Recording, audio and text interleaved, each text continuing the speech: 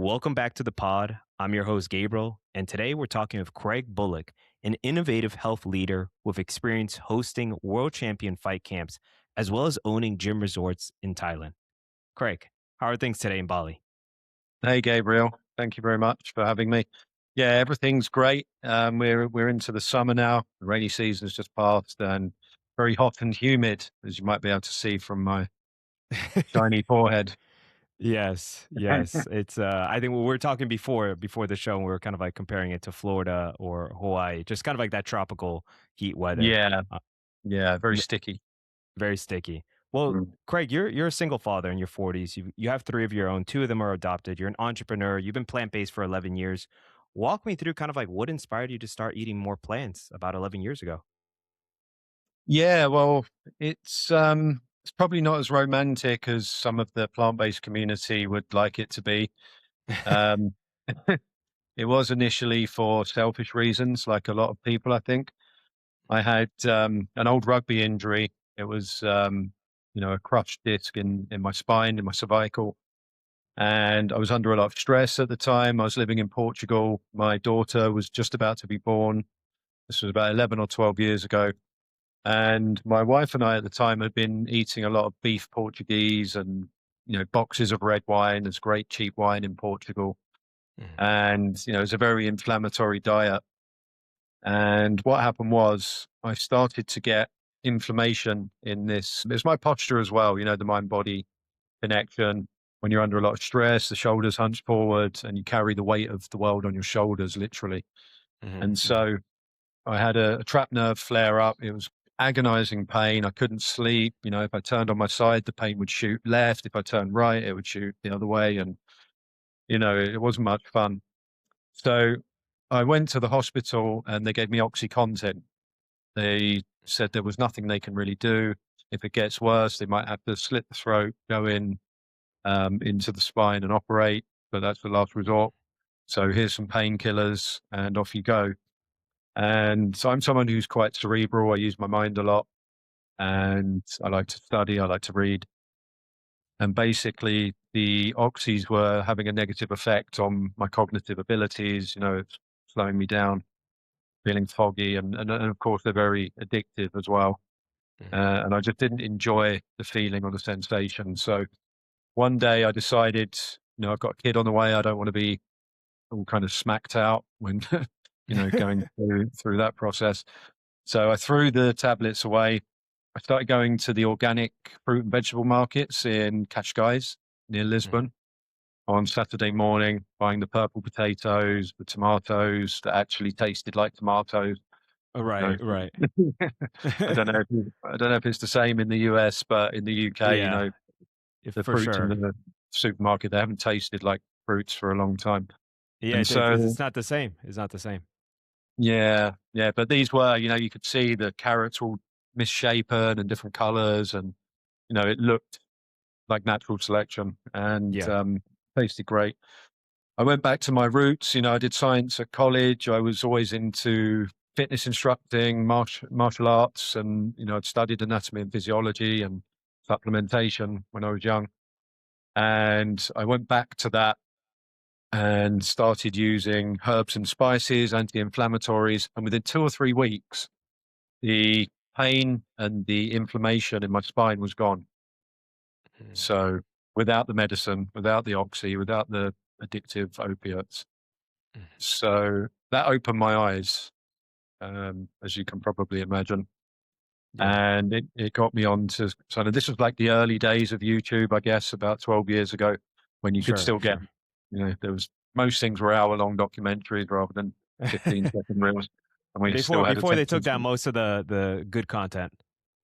Yeah, yeah. Well, when we still had attention spans. I mean, I know Yeah, there's still people yeah. like yourself flying the flag with long form and, many others as well. But back then it was mostly, documentaries for everything. And Mhm. I came across some documentaries on food. There was one with Woody Harrelson about the planet. I can't remember the name of that one, but the one that Mhm. really did it for me was Earthlings, which Mm. is, for those who don't know, a documentary which is a compilation of undercover slaughterhouse footage that shows how animals are treated and things like that. And it's narrated by Joaquin Phoenix, the Mhm, guy who plays the Joker. mhm, And yeah, it's brutal. It was really unsettling. And at this point, my daughter had just been born, and she was sitting next to me in a cot or crib. And I was watching a segment in that documentary about baby chickens in an egg factory, and they were throwing the male chicks into the center. It was like a blender, and they come out the other end as like a pink slime with like beaks, feathers, and everything in it, and that goes off yeah, for like chicken nuggets and all jeez. that kind of thing, you know.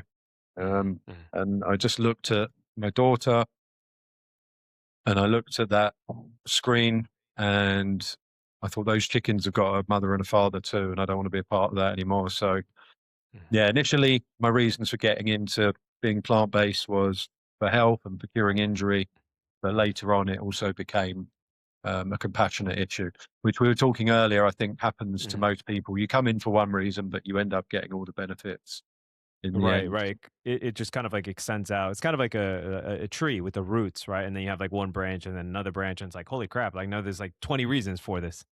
Yeah, yeah, and Yeah. they're all good reasons. You know, I mean, as someone who used to be quite into bodybuilding and lifting heavy Mhm. weights and being the big guy and everything else, the only downside is, you know, let's be 100% honest. You know, some vegans might get angry about me saying this. It is Yeah. harder to build muscle on a vegan diet. You know, I've found in my own experience. Yeah. Um, but stamina, you know, longevity, health, Mhm, fitness. mhm. Um, you know, I'm 43 and I can train when I'm going to the gym. You know, when all the young guys are out of breath, the big heavy Yeah, guys. You know, I'm still ready to go. for You know, sure. during the breaks, I'm walking around and I'm doing a few extra press ups or whatever the case may be. Sometimes Yeah. I've got too much energy. I don't Yeah. know how you feel. Yeah, yeah, no, I can relate, and it's a good point. I think that, well, the first part, that what you said with with muscle building, I think that it's something that we just gotta take with kind of like the process here. It does require more strategy, a little bit more kind of like thoughtfulness when Mm, preparing a plant-based diet, right? You mm, just can't quite wing it, right? With just, beans and green peas, right? And it's just got to be a little bit more strategic. At the same time, I mean, on the endurance and longevity side, it's like, shoot, the benefits are tremendous, right? I mean, like every mm, single kind of like major study has proven that. yeah, And it's cool here. I mean, you're 43. I mean, you sound like you're rolling with the younger guys, and you got the stamina, you got the endurance. yeah, yeah. And I didn't used to have when I was kind of a lot bigger, like 10, 20 kilos heavier. I look good, you know, I look great in a shirt and stuff, but you know, you get out of breath walking up the stairs because you're not doing any cardio. You know, there's that obsession in bodybuilding where you don't want to lose 1 calorie that you don't have to lose, if you know what I Yeah, mean. yeah, So yeah, yeah, you know, waking up. Some people are waking up at like 2, 3 in the morning to their alarm to go and put 6 eggs into a shaker and down it, yeah. and then go back to bed. It, It's a lot, man. it's a bit Mm. crazy. Yeah. Well, yeah. I Yeah. mean, you have a martial arts background, so I mean, talk to me about that, because you've worked with some of the top fighters in the world with the fighting camps, and what was your entry point into martial arts, and then later kind of like supporting some of these athletes. Well, my entry point was being forced to go to judo and karate classes by my parents when I was about 5 years old. Okay. And, you know, back then that was all you could get. You know, there wasn't MMA, there wasn't jiu-jitsu classes, there wasn't even kung fu at that time was considered a bit closed door. You know, some of the kind of Western Mhm, masters had only just come back to the West. mhm, Um, it wasn't mainstream yet. So I didn't really like it, to be honest with you. At 5, I was more of a lover than a fighter. I didn't want to, you know, go and get thrown around. So, yeah. um, but it came back into my life probably in my early teens when, you know, the Bruce Lee movies were getting popular. The UFC was like kind of doing number one, Mhm, uh, Hoist Gracie and all that kind of stuff, and No Rules. And, you know, the movies, you had like Ong Bak coming out, Drunken Master. Oh Shaolin my and god. Wuhan. I'm back. This is like a while ago. Yeah, this is Tony Jaa, right? Tony Jaa, yeah, or Tony Jaa. Japanom Yeah. is his Thai name. In Right, Thailand, he's right. known as Japanom. My gosh, he was amazing. Yeah, just watching some of his forms. Yeah. Yeah, the Muay Thai, it's from the south of Thailand. It's actually an ancient form of, I think it's called Muay Baran, which was what the King's Guard used to use in war. Mhm. So it was Mhm. a lot more violent, with the big flying elbows on the top of the skull and Yeah, things like yeah. They weren't that. messing around. Yeah, yeah, but he makes it look very elegant and beautiful to watch.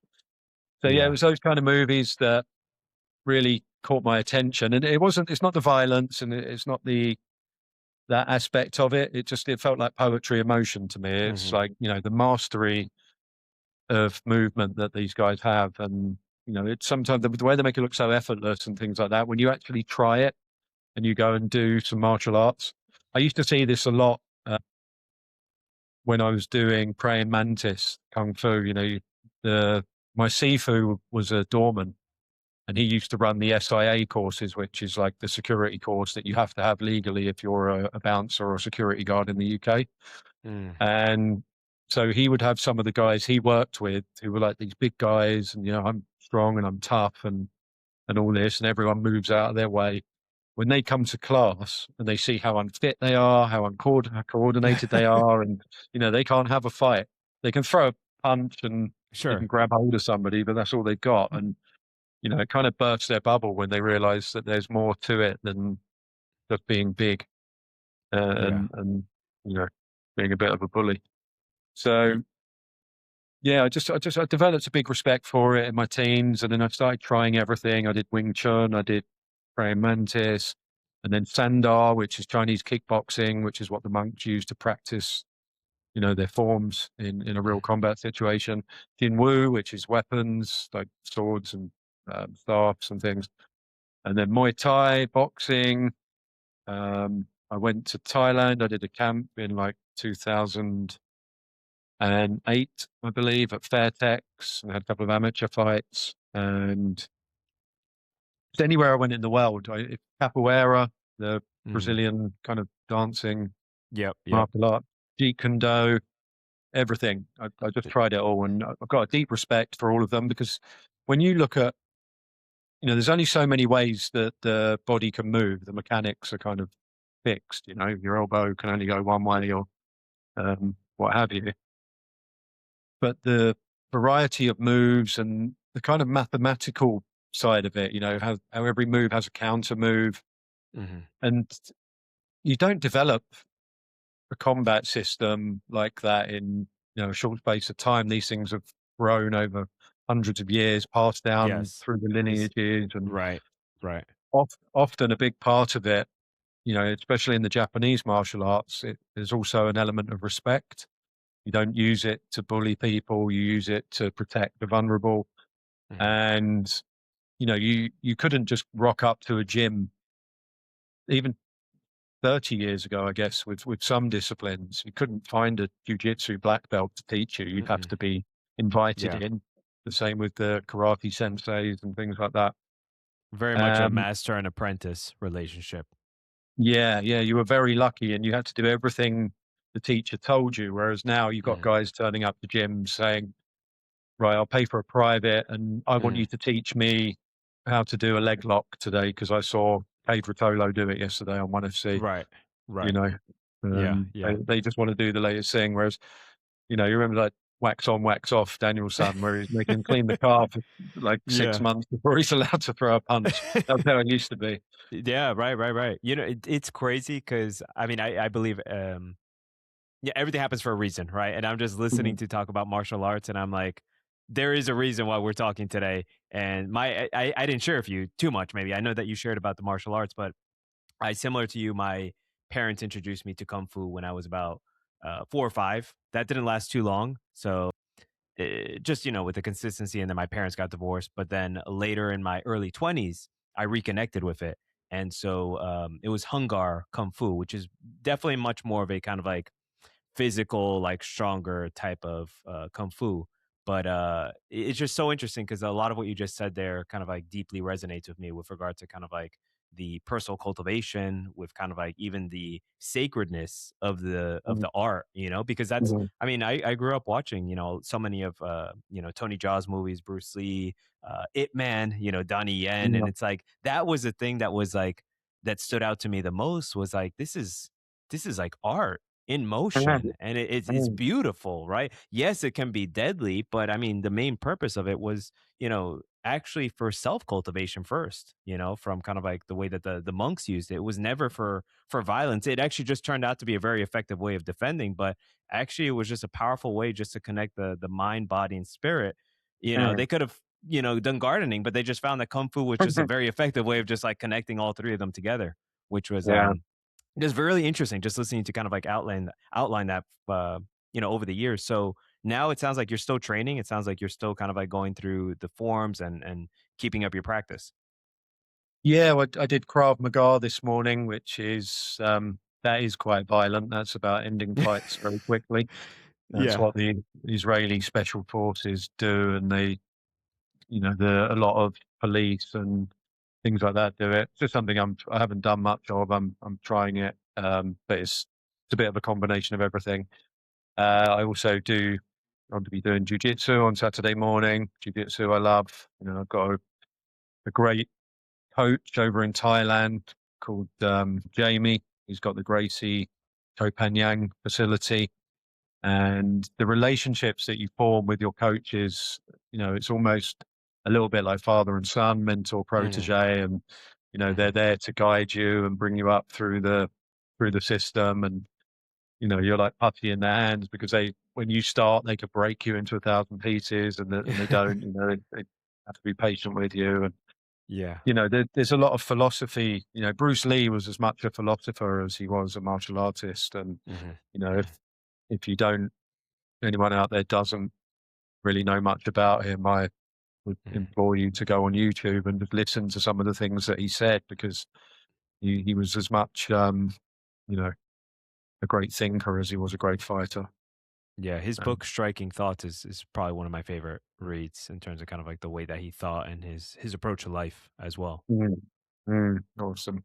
Also, Hickson Gracie. I don't know if you're familiar with the Gracie family, who Yeah. kind of Yes. started all the Brazilian jiu-jitsu Hmm. lineage. He's got a really good book, and he talks about invisible jiu-jitsu, which is like when you become intuitive with it. So you sort of, you can almost detect the person's movement before they've made it, where they're going to Mm. go, and you've already created. It's um, it's an interesting phenomenon, and something that, I'm nowhere near that level, but Hmm. I can certainly get an inkling of what he means through practicing. When things start to happen in Yeah. kung fu, it might be Wing Chun. There's a saying about moving the hand to the heart's will. Hmm. So Hmm. there's kind of no delay between what you want to do and what you can do with your body. There's no awkward stumbling or anything like that. Hmm. And that's one thing that's quite powerful for me with martial arts, is getting into a flow state like that, where you're not even thinking about what you're doing, your combos and moving. It's meditation through movement for Hmm. me. Hmm. Meditation and mindfulness is a big part of the work that I'm doing now. It's been a big help for me. I've had some very turbulent and traumatic periods throughout my life. I've been homeless at times in my teens, and I was a very kind of lost and misguided adolescent. I had some bad role models. I didn't have a lot of guidance, and Hmm. I made some bad choices. And martial arts has been something which has always brought me back to stability, helped me manage my emotions. It's you against you. Hmm. Neurologists are starting, and psychologists are starting to recommend training martial arts to people who've had trauma for recovery, Hmm. Hmm. um, because it actually, putting yourself under situations where your nervous system is stressed in a Hmm. controlled Hmm. environment Hmm. actually builds resilience, Hmm. because it's like, okay, what's the worst that can happen? And I found this doing jujitsu. When you first start and somebody gets you in a chokehold and they Hmm. start to squeeze you, like immediate reaction is, you Right. tap. And Right. if you tap, people release. That's the game. They've Hmm. won. But after a while, you start to realize, okay, I'm in a choke, but I know I can create a few inches, do this, keep my neck tight. Mhm. I know I've got a good few minutes before I'm going to pass out. And you start to embrace it. Like now it becomes a game. Can I escape this position? Can I Yeah. reverse it? And also, even if you do go to sleep, what's the worst that can happen? Usually the thing that we fear or are in fear of is it's the fear itself that Mhm. is worse than the thing.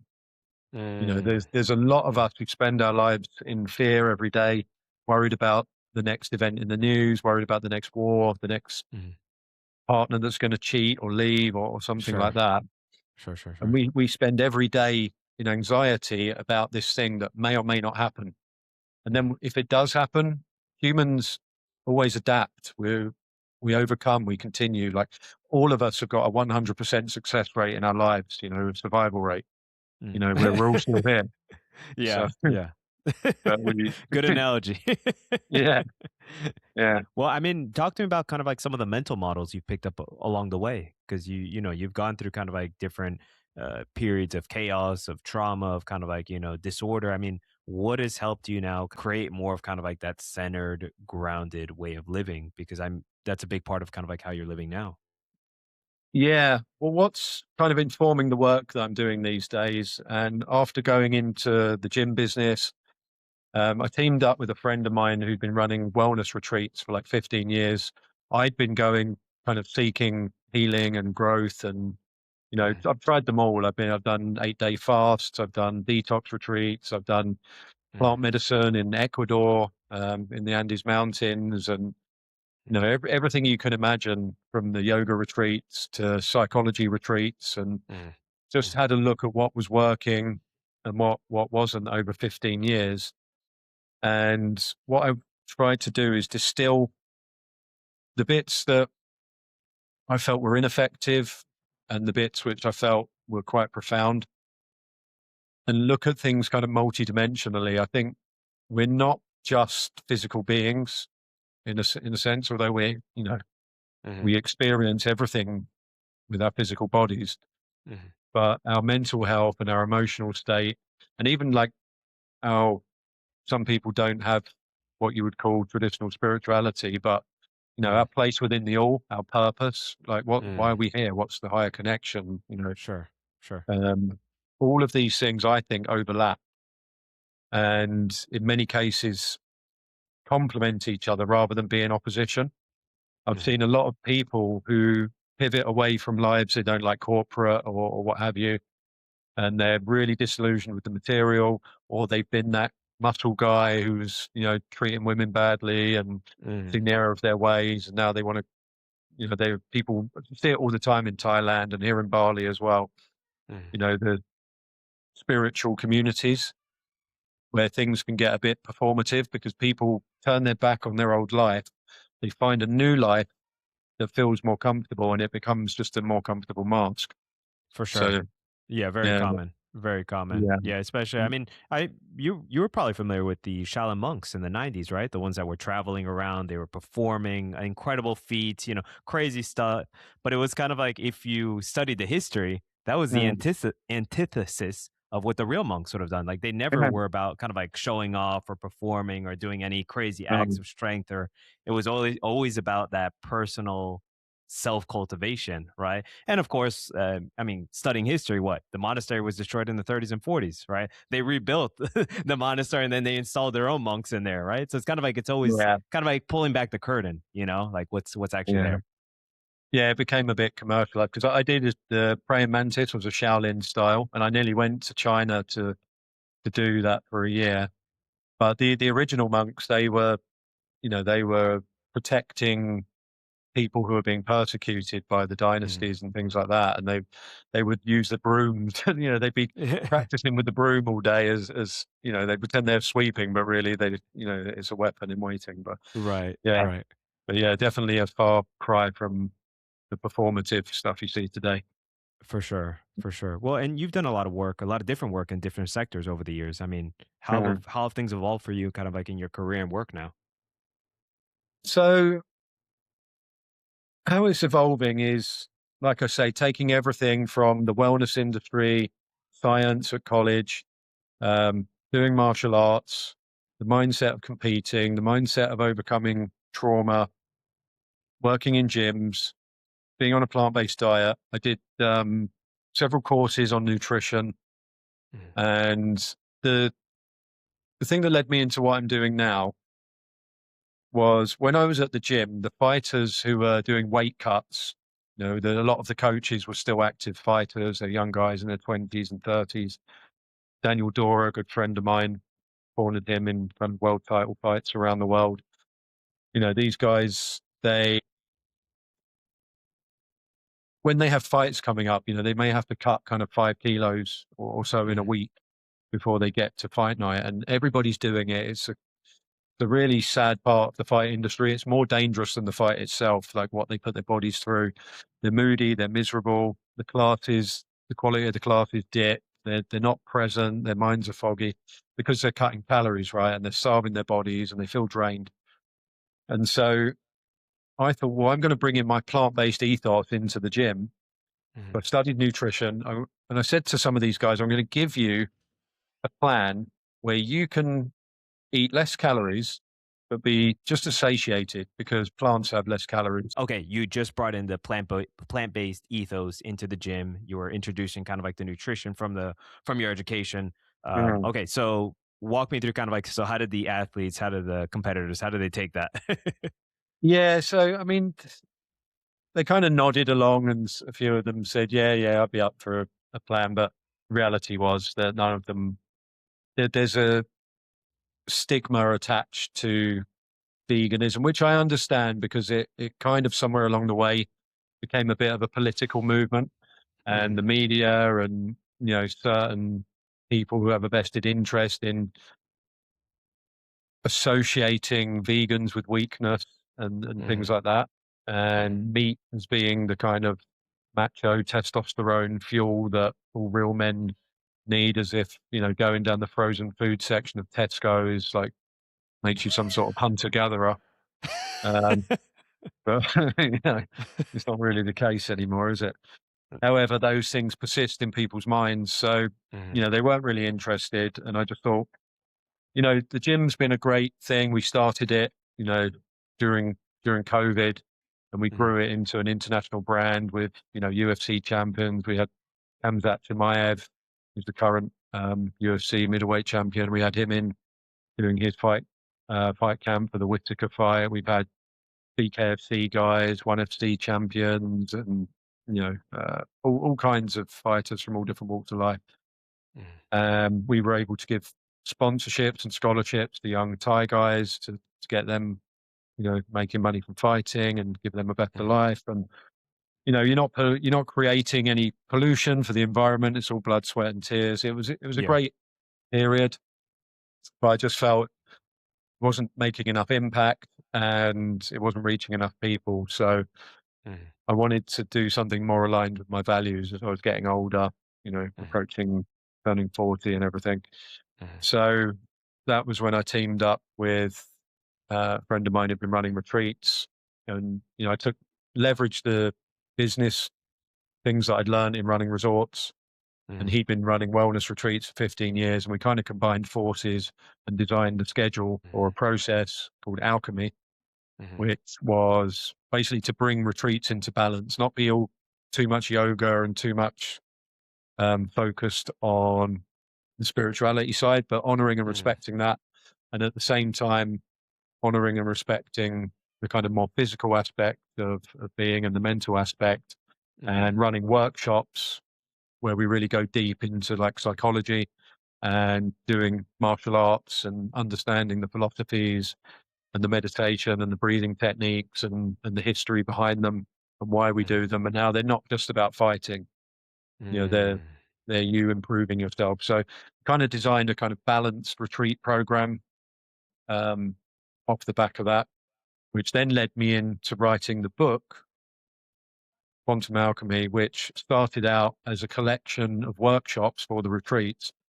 Mhm. And before I knew it, it was becoming a book. And the book was actually my own journey into my own unresolved things. And at the same Mhm. time, unfortunately, my wife and I separated. I found myself a single father with 3 children Mm, about this time a year ago, and that book really got me through it. Actually, writing that helped mhm. me to express, see where my knowledge was strong, see where it was weak, see Right. what I really believed in, take everything that I'd learned, not just through the 15 years of going to retreats, but 43 years of kind of lived experience, all the things we Mm, pick up, the platitudes that we throw around, for sure. the things that we say about power of the mind or what we believe, what we don't believe, and to examine everything that was in here Mhm, and kind of see it written down, say it out loud, hear it with my own ears. mhm, And you'd be surprised. There's things you think that you know on a deep level.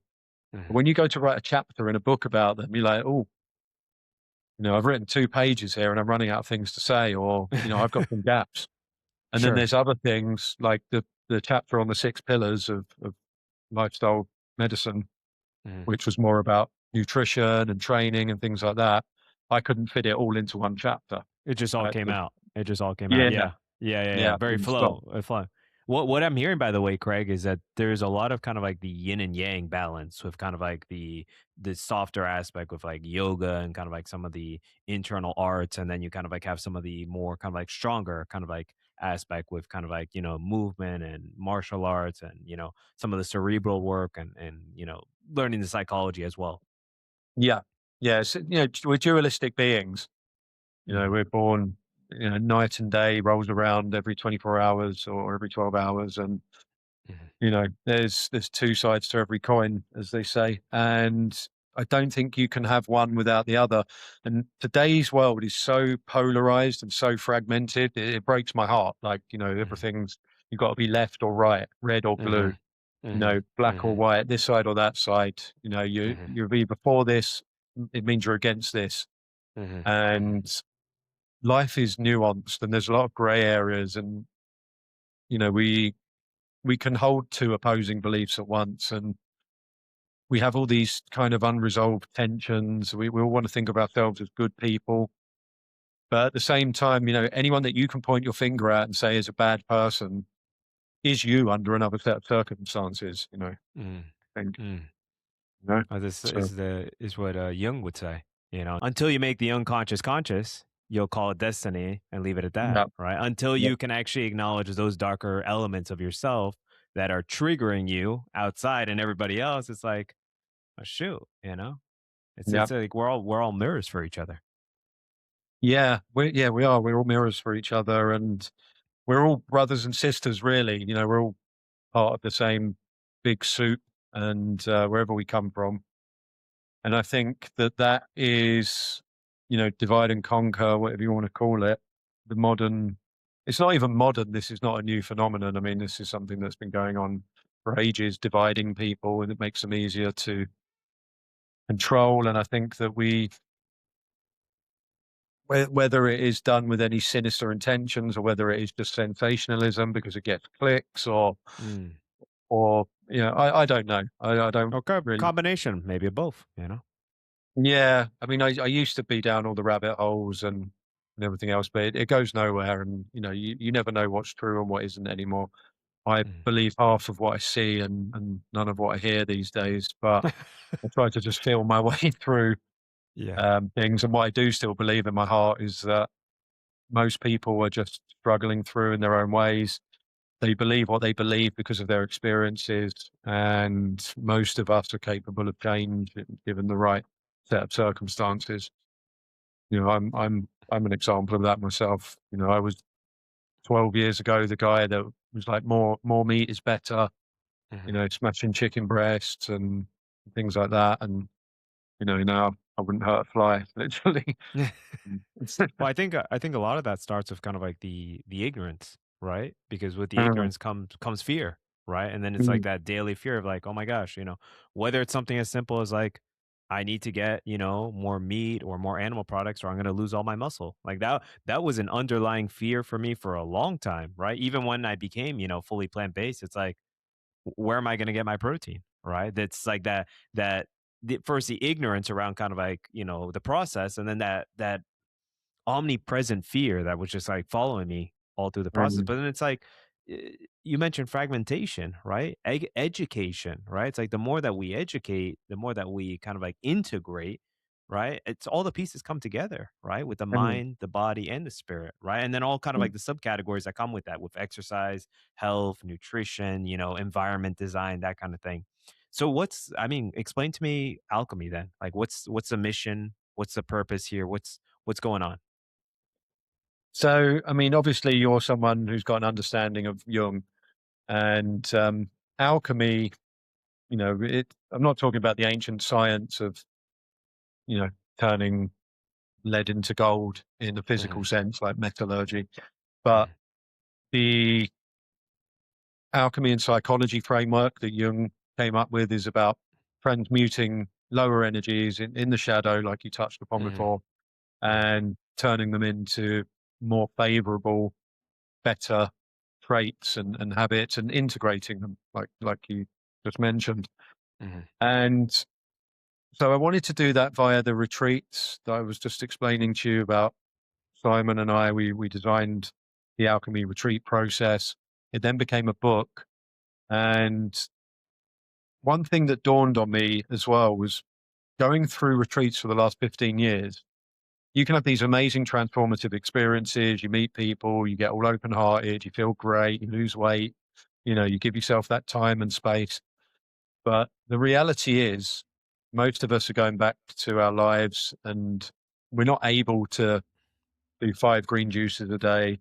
We're not able to sit on a sandy beach and, in lotus position and meditate and do yoga while the sun sets. And what we're really getting is R&R. You're getting some Mm. space to let your nervous Mhm. system, the sympathetic nervous system is in fight or flight for most people living in cities these days. Life's getting Right. hard, inflation, all that stuff. Mhm. And so Mhm. we're constantly frazzled and we're drinking coffee to push ourselves through, processed Mhm. foods, not getting Right. enough sunlight, all of these things which are slowly killing us, let's say. Mhm.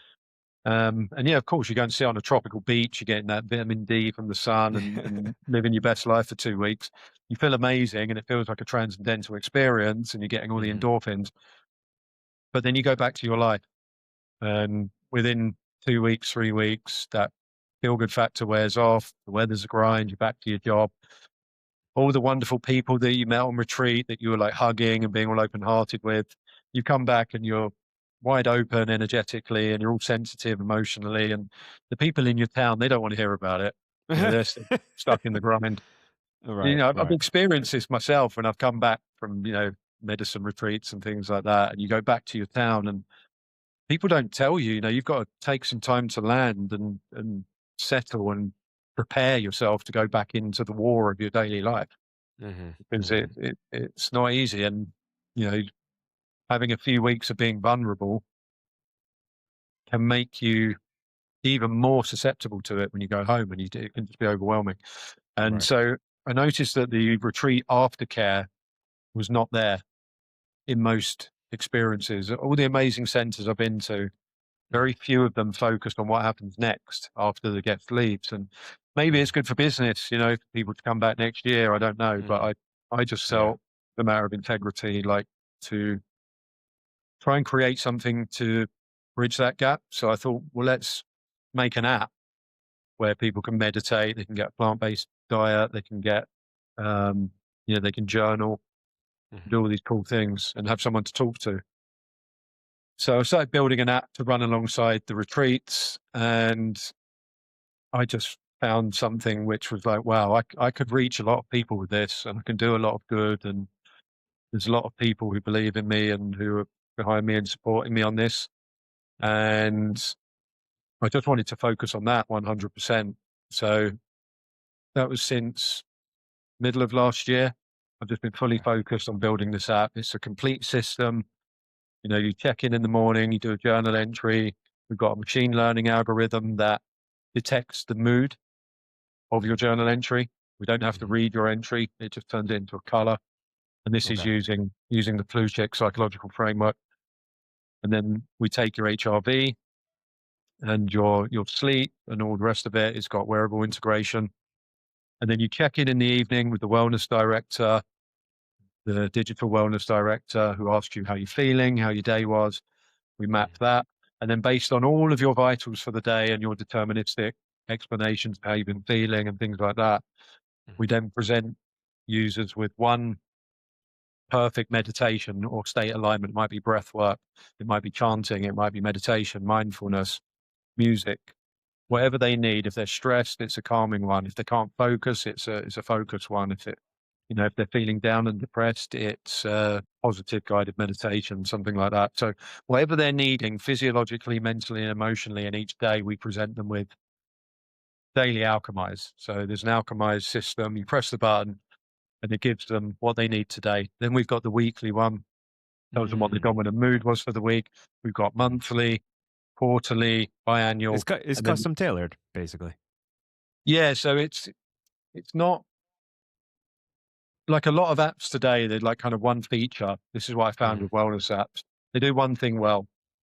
And during the lockdowns, I was looking for something that did it all in one app, but it didn't seem to Mhm. exist. So that's Mhm. another reason that I started building this. And yeah, there really wasn't any decent vegan or plant-based meal planner apps either. So I thought, well, I need to Just build that. bring it all together. Yeah. Yeah, Yeah. just the six pillars, all in one place. Yeah. Because What talk to me about what are the 6 pillars then?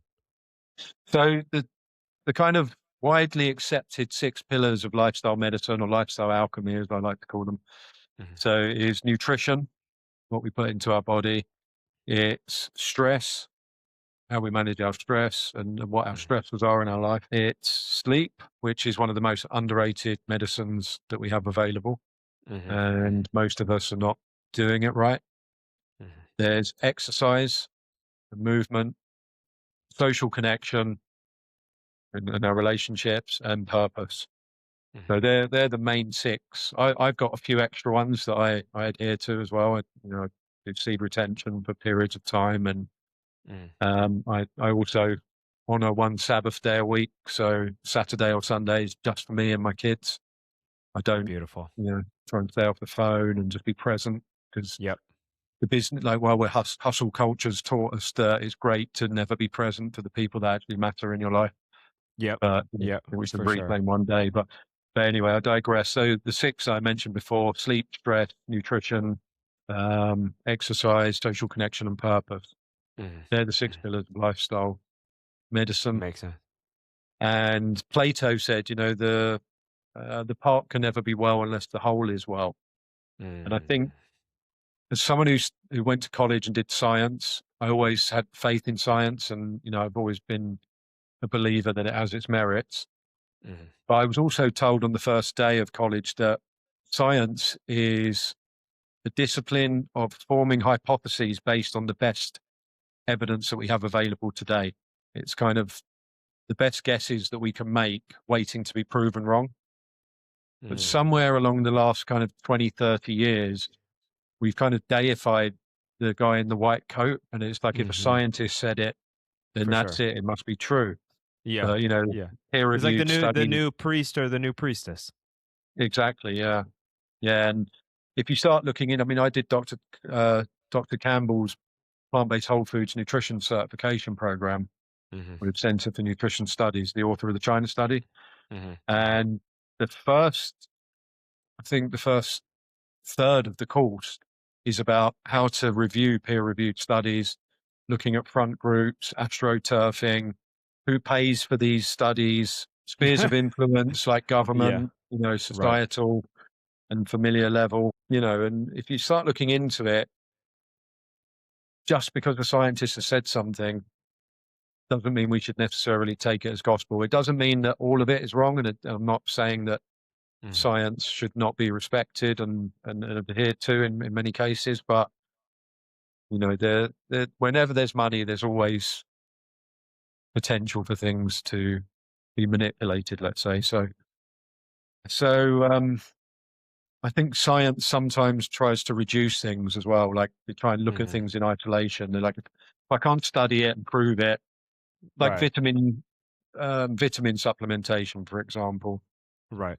something which may or may not be as effective as it's made out by the supplement companies. For sure. For sure. Yeah. As Yeah, Dr. Campbell says, food is a symphony, not a solo. this is, I mean, he, and you know, it's crazy with his work is like, I mean, this is what, 30, 40 plus years of his work being published and available readily. And it's like, you know, we're still having this conversation of like, oh, you know, are plants actually, you know, helpful? Are they actually beneficial? You know, it's Um, so much of that cognitive dissonance that again can only truly be resolved on the individual level, right? yeah, When we talk about kind of like the psychological alchemy, right? The transformation and I actually, I we watched recently a few weeks ago, like a month ago. First time I showed my wife Jerry Maguire. I don't know if you're familiar with that movie. That's old movie, Tom Cruise, right? Tom Cruise, And yeah. Show me Tom the Cruise, money. right? Yeah, show me the money, right? It's like exactly with the studies, right? Exactly with what we Yeah. call science, right? It's like show me the money, right?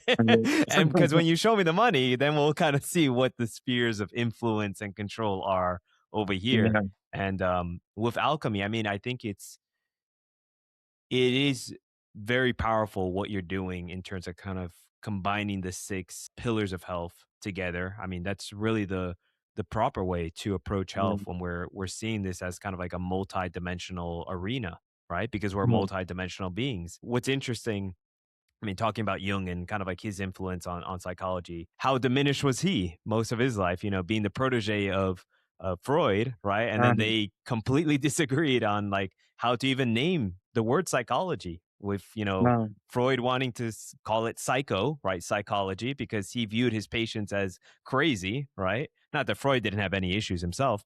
And then Um, Jung was like, holy crap, I'm more similar to my patients than I'm different. I was like, holy, I got all my own stuff. And and with alchemy, what's interesting, it also reminds me of the deeper origins of kind of like internal transformation or internal arts, which Jung um, on his deathbed also mentioned that, you know, for everything that he had kind of like uncovered with archetypes and kind of like the shadow and the subconscious mind and all that, he's like, I barely scratched the surface. He's like, those guys over there in the East, right? The um, Buddhist, the Taoist, right? Like they're like 1,000 years ahead, 2,000 years ahead, right? And that's really, I mean, that um, was the main premise of what the Taoists were doing, was really kind of like creating that internal transformation so we can kind of mhm. like integrate it all together, right? Yeah, yeah. In his later life, he got really into that stuff, and that was why in the West he was kind of discredited because it was seen as a little bit, you know, kind of mystical and devilish or occultish, and even Hmm. to this day, people roll their eyes when I talk about Jung. But I mean, the guy was a genius, and Hmm. what he did with the Red Book as well, where he just kind of delved into his own subconscious and Yep. to the brink of Yep. madness, and luckily he came back, unlike Nietzsche, Yeah. who Yeah. tried to do something similar and didn't survive it.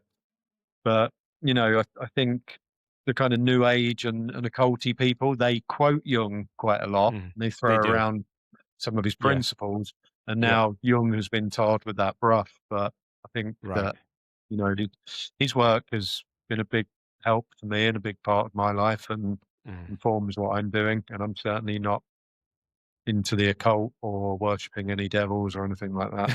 I It's think. always with context, right? And so much is taken out of context, right? You know, I mean, look at over in the plant-based world, right? You'll have people who are kind of like talking about, I think on LinkedIn, I just saw this recently.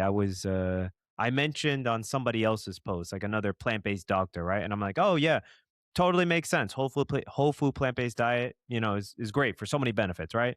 And somebody commented underneath my comment and was saying like, oh, but don't you know about anti-nutrients? Like this is why plants have defense mechanisms, so you shouldn't be eating plants. I'm like, I like honestly, I'm at a loss for words. Like I don't even know how to reply to this. This is like, it's incredible, you know, like how, you know, strongly we'll fight for things that we were told that maybe weren't true. But that's the thing about humans. That when we understand psychology, is like people would prefer to be lied to than to be told that they were lied to for a long time. It's like, oh, I'll hold on to this, right? So strongly. Yeah, well, that's that Mark. Is it Mark Twain? It's Something, easier yeah, easier to it's fool someone than to convince them they've been fooled or something like that. exactly. Yeah, something like Yeah, that. and I mean, I get it, and especially these days, there's so much information out there as well. for every report that you can find on a carnivore diet being great, you can find another one saying the opposite. And it's the same with veganism. And then the lobbyist groups, they could be putting all sorts of misinformation onto the internet. Who Mhm. knows? We just don't know anymore. All we can do is I use myself as a petri dish, and I Mhm. just happen to know that being plant-based for the last 11 years, my life's been much more joyful. I'm a better father for it. I feel much more connected to life. I have more vitality. My resting heart rate at 43 is like somewhere between 44 and 55 normally, which for my age is really good. It's tremendous. And yeah, and touch wood, I've had like no serious ailments or anything. I've had training injuries, Sure. um, but That's what happens that when was you're throwing also punches, right? yeah, or to get to doing wrestling at 40, it's it's a young man's sport. Oh, But man. um, but no, and funny thing is with like my injuries, I've healed by switching to a whole foods diet. Mm. And also I've been sober since the 1st of January 2025, which is when I started building the app. Okay. I didn't really feel I What wasn't a inspired big that? um I wasn't a big drinker, going through some stuff. I would kind of like to have, sometimes I'd have a bit of white wine or some apple cider. So I come from England, and my Mhm. dad likes a good quality, they call it scrumpy, from down in Devon in the southwest of England. Okay. They've got all the apple orchards, and there's all these families that have been brewing it for years. And, Mhm. it's made from, I told myself, well, it's made from apples. And, it can't be that bad for you. But, Yeah. just when you're having like three or four in an evening, Sure. and injuries aren't healing quite as fast as you'd like. And I just thought, I'm going to build a wellness app. I'm dedicating my life for this, and I'm living it. Mhm. Um, Mhm. this is not a gym. This is not, a one-off wellness retreat. This is something that I want to reach everybody that I can possibly reach, not just people who can afford a $10,000 wellness escape to Thailand or Bali or Mhm. wherever. Um, you know, People who actually need it all over the world. Mhm. And, Mhm. I want to walk my talk and also see what it's like to not be beholden to these things and not have all these external addictions and things that we Mhm. do. I used to smoke. Coffee's the last thing I've got now these Mhm. days. It's all and this week that's going. Okay. Yeah. Okay. Yeah. I love coffee. There's nothing against it. I don't think it's particularly unhealthy. Mhm. The caffeine aspect of it is, if you're having two or three a day, Um, it can be acidic, it can raise cortisol, can affect your Sure. skin and your sleep quality. I think if you're a healthy person with a healthy nervous system, one or Mhm. two in the morning before noon is absolutely fine. Mhm. But it's when it becomes something that you're continually reaching for me, then it's a Sure. problem. When it Yeah. becomes a crutch and it's psychologically a reward that I've programmed into myself, I just have to Yeah. let it go. Yeah. Yeah. No, it makes sense. Continue on. Well, So kind of like yeah, from your perspective, what do you feel like has been missing from the current health landscape? You're obviously building out Alchemy. You guys are releasing that soon. You've got your book coming out. I mean, what is missing to help people move more towards optimal health and well-being? I don't think anything is missing as such. I think the fragmentation is the problem that we have at the moment. We have analysis paralysis. We've got so many options, so many devices, so many gurus out there telling us this thing and that thing's the next best thing from sliced bread. And I think Mhm. people are a bit fatigued and overwhelmed with it. Or, they've got five or six different subscriptions for their meal, for their mindfulness, for their moods, their everything, their wearables, and Mhm. it's too much. It's like what happened with the movie platforms. Everyone had Netflix, and then you needed Netflix and Disney, and then you need Netflix, Disney, and HBO, Paramount, blah blah blah blah blah. Um, and you've got one series that you want to watch on each, and you're paying $10, $20 a month Yeah. times 10 Yeah. for This is something you're not crazy. using, and Right. it's maybe that's the model. With these Yeah. SaaS and app platforms is Mhm. to try and sell you a little piece of the solution and then spread it across 10 more Mhm. pieces, but Mhm. I want to bring it all into one. place, one subscription. Keep it nice, easy. We're not going to gamify or manipulate people or try and make them feel bad for not checking in like Duolingo Mhm. does and some of these other guys, where Mhm. it's, and some of the wellness apps are doing that as well. People are actually burning out trying to manage their burnout, Oh, wow. or their wellness apps making them feel bad because they haven't checked in 20 times today. Mhm. We're like, look, check in the morning, check in the evening, do a meditation, you're done. And over Yeah. the course of the year, by the end of that 12 months, you're not going to need us anymore because these habits are going to be intuitive. You'll Mhm. know when it's time to meditate. You'll know how you feel in the mornings, and you'll know what your optimal state is. You'll know what your best month is, your best day, your best time of the day for important meetings or going to the gym, because it's all going to be there in your 12-month report. Right. This app is Right. is going to be, surfacing your, not your shadow, but the shadow of your habits and behaviors Sure. that Sure. you might not be noticing, and then give it back to you in an easy to digest report. So starts out with a meditation every day, gives you a little bit after a week, gives you some more information after a month. But the more you put into it, Mhm. the more you're going to get back on that 12-month annual report. And you're just going to know yourself on such a deep level. Um, It it's like a and sustainable health roadmap, right? Where you're building out kind of like the habits over time and then you're starting to change the lifestyle. Very, very, very familiar with that. Yeah, it makes sense. yeah, it's just like I did the Yale Science of Wellbeing course, and sometimes just we all want to be doing these things, these positive things. We all want to be meditating. We all want to be Mhm. eating well. We all want to be going to the gym, and we all want to be kind of checking in with where we're at. But life gets in the way, and we don't kind of realize sometimes how far we've strayed. And Mm. there was something in the Yale course, it's called the Yale SWB, Simple Wellbeing Test, where at the beginning of the course you had to fill out a number of questions, and then your score would, or it was always a lot lower than you might have thought, like alarmingly Mhm. lower. Like Yeah. how grateful are you, and all this stuff. And I've kind of created an amalgamation of that, the Maslach burnout model, some Jungian psychology, and a few other questions. So the user will do a series of 8 questions every so often within the app to Mhm. check in with themselves and see how grateful they're feeling, how happy they are in their work, and things like that.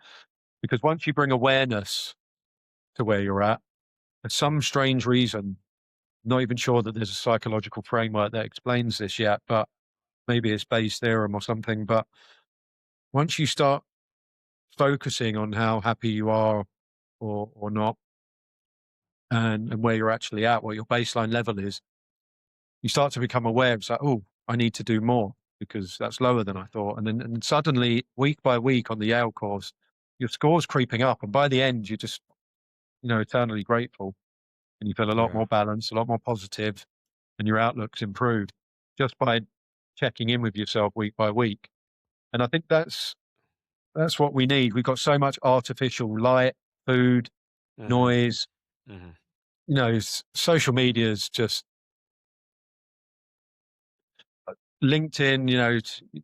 We're both on there. That's how you and I got together. But no, it's how people are on these platforms. It's not who they are, and it gets Mhm. heavy. I think it's tiring wearing those masks every day and Mhm. having to perform this person that loves business so much, and things like Sure. that. Yeah. Who, Yeah.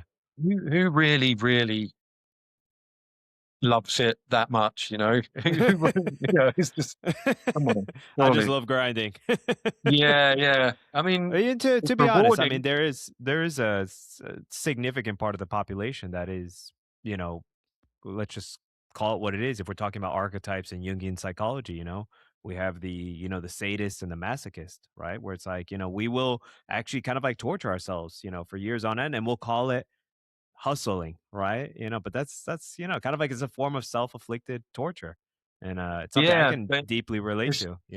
it's an unresolved tension, and Yes. I've been there myself. I've been close to burnout recently, like building the app, Mhm.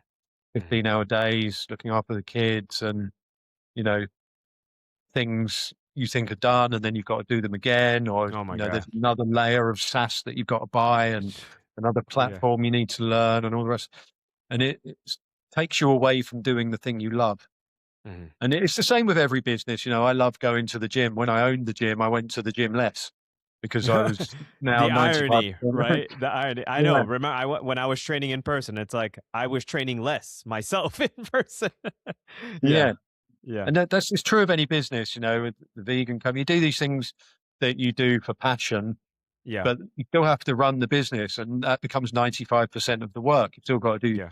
tax returns, you've still got to hire and fire, you've still got to take out the trash, you've still got to Hmm. buy the licenses, you've still got to do this, that, and the other. And Hmm. that's kind of across the board with most businesses, right? So even if it's something you love, 95% of it becomes a grind and mundane. Hmm. And if you're lucky enough to be doing something that you consider to be your purpose or feels purpose led, like I feel like I'm doing now, I've never felt more certain that this is Hmm. what I'm supposed to be doing. This is like, I didn't realize, but every piece of suffering, every wrong turn, every course, every, up and down that I've had in my life of the last 43 years was teaching me how to build this app. That's kind of how I feel Hmm. about it. And maybe you feel the same with your personal training and things like that. Hmm. If it's something you're passionate about, Hmm. Hmm. um, you'll suffer those things, but I wouldn't say they become more enjoyable, Hmm. doing paperwork and tax returns. They just Hmm. become easier to kind of cope with.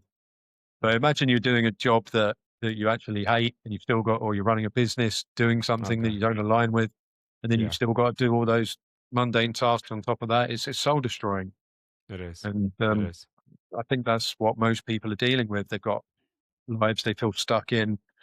They're quietly burning out. They're having to pretend things are okay. Hmm. I've been in that position. You don't want to worry people, or you feel like it's going to be embarrassing, particularly for men, to reach out with their emotions and things like that, which is why I think journaling is important, Hmm. and just coming back to yourself, being mindful and meditating every day. They're simple practices, they're novel, there's nothing Hmm. new. The wellness industry lately is always trying to sell us the latest gadget Hmm. and gizmo that we never knew we were lost without. But Yeah, we yeah. we survived and we got this far, thousands, maybe even millions of years. So I don't think what we need is more. We just need good systems and simplicity, not complexity. Mhm. So hopefully that's S what I'm solving Yeah, with the app. yeah, simple health, right? Do Mm, less, better, right? Do the yeah, right things in the right order. And what yeah, you mentioned with that study at Yale, it's interesting with kind of like awareness being the first step to change or to transformation, but also kind mm, of like one of my favorite quotes is, where attention goes, energy keep flows, learning. right? Yeah, So it's right. So you think about kind of mm, like how that study works. It's like, well, it's mm, not too big of a surprise because now your attention, your awareness, or one of the topics that's probably never discussed in any school, consciousness, right? Your consciousness is now on this particular area of your life. And it's like, oh, okay, I'm paying attention to it now. Now, by default, it can, potentially move in the right direction. Doesn't mean it always does, but it now has a much higher capacity to move in that mm. correct direction, if that makes sense. Yeah, absolutely. I mean, I've been talking about this a lot on my Instagram over the last week about the power of the mind, how our thoughts are like GPS. So they Mm, will orient you. Like if your thoughts are negative, you're setting the course towards mm, negative experiences. And if you're positive, you're going to find opportunity and things like that. And there's something called Bayes' theorem, which is a mathematical model, and it's drawn upon in neurology, psychology, and I would say it's kind of a mathematical explanation for what Jung would call synchronicity. mm, So mhm, what Bayes' mhm, theorem does, it kind of proves that the the brain is constantly seeking things that it expects based on pattern prediction and recognition. mhm, So, for example, if you've ever, say, you've thought about buying a new car mhm, and you wanted to get like a silver Lexus or something, mhm. now every time you go out on the road, you start seeing silver Lexuses every single day. Yeah. Yeah. Yeah. Yeah. Yeah. Yeah. Yeah, so that's like Bayes' theorem, and if we start to focus on things, you know, you can't become a doctor by not studying or not walking the path to become a doctor and putting your focus into it, right? I don't think anyone's ever like picked up a scalpel and performed a successful lobotomy or something without any training, right? So, Yeah. Right. you know, Right. we put our energy into things, we get better at them every single Yes. day, a little bit more, a little bit more. Yeah. It's that daily consistency, which is really kind of like the heart of alchemy. So, Mm, Craig, kind of like doing a quick little recap here. If people want to kind of like reach out, if they want to support, if they want to kind of like learn more about alchemy, you have the book coming out as well. I mean, mhm. what's the best place to kind of like follow along and kind of like get in touch with you? So I'm on all the usual platforms. You can find me on LinkedIn if you're a business minded person. Just started getting on. I came away from the socials, but I've just got back onto Instagram. You can find me as Craig Bullock Alchemy, and Alchemy Soul app is the page to get updates about the status of the app. My book, Terrific. Quantum Alchemy, is available on Amazon at the moment, Mhm. exclusively for the 90 days, and then it will be going on to Google and Apple Books, and eventually will be available from inside the app. Mhm. And the app will be releasing. Target date is the end of May. So Okay. anyone who would like to find out a bit more, you can go to alchemysoul.app. You'll see the website, and you can see how it works. And yeah, my door's always open. Anyone who wants to get in touch or anything else, you know where to find me. Phenomenal. Phenomenal. And we'll make sure we get all the links. We'll link it out to the app, to your socials, put that all Hmm. in the show notes as well. And Right. Craig, I guess kind of like in terms of summarizing kind of like your journey, your health, kind of like what you've learned over the years. I mean, if you could summarize health in a few sentences or less from what you've learned about the past few decades, I mean, what would that be for you? I would say that the most important thing that I've learned about health and well-being and longevity in the last 20 years is that it is multidimensional. Mm, You know, you can, if you're out of shape and the obvious thing is your health physically, then yeah, clean up your diet, go to the gym. But you can't indefinitely be well if you've got other issues that you're neglecting emotionally or mentally or even spiritually. mm, And the best advice I can give to people, and this is what I give to clients and friends, is identify one thing in your life that isn't working for you or serving you, that is the biggest problem that's holding you back. And if you focus on that one and attack that and remove it, like a bully, you know, if mhm. you hit the biggest one, the others run away. So once you tackle that one, you'll find that the other problems that have mounted up behind it are usually a lot smaller and easy to deal with and sometimes go away on their own. So It's that would like the be big my, domino effect, right? yeah, yeah, exactly. So Like, try to come at things from many angles, but also keep it simple. Don't overwhelm yourself. mhm, Start with that mhm. one thing Look for the and big start today. domino. Yeah, and sorry, yeah, don't delay. I mean, Um, wow, and it's so interesting, and I think we probably agree that probably for most of us, like that big domino is probably going to have to do something with psychology, something with kind of like that internal decision making framework, right? Because yeah. then exercise, nutrition, health, Mm, environment. I mean, those are pretty easy to kind of like fall into place. Like once you take care of that one big domino. yeah, we think about effects. We're always focused on the effects, of what's going on in the world, what's going on in our health, but we rarely examine the cause. Mhm, And that cause, like you rightly say, is often internal or mental. So mhm, we start to go inwards and examine why we're doing things. If you're getting sick and you're unhealthy because of your lifestyle choices, it's not just about the can of Coke and the candy bar. It's like why are you choosing to do that? mhm, What mhm, what hole are you filling internally, or what part of yourself is masochistic or self-destructive that you mhm, would continue to hurt yourself by doing the thing, mhm, whether it's mhm, smoking, drinking, drugs, mhm, eating unhealthily, whatever it may be. mhm. Go to the root cause, basically. Mm. Go Yeah, to the root cause and understand yourself. Because I mean, yeah. what else are we here to do? What for? 100 years, 80 years that we live here on the planet. Give or take. Right? What else? what else is the purpose, right? Out of the 6 pillars of health, like that one pillar, purpose, right? Like Craig Mm. mentioned here. Craig, it's been a pleasure. It's been a pleasure having Yeah. you on the show. I know it's late over there, so I want to be mindful of that and respect that. I definitely want to hear about kind of like how the app goes, the book goes. So definitely, we'll stay in touch. And it's Yeah. been a pleasure having you on here, brother. Thanks, Gabby. Lovely to be here and appreciate it. I'm going to get to bed now. It is past my bedtime. I appreciate you. All right, thank Cheers, you. bro. Thank you. Cheers.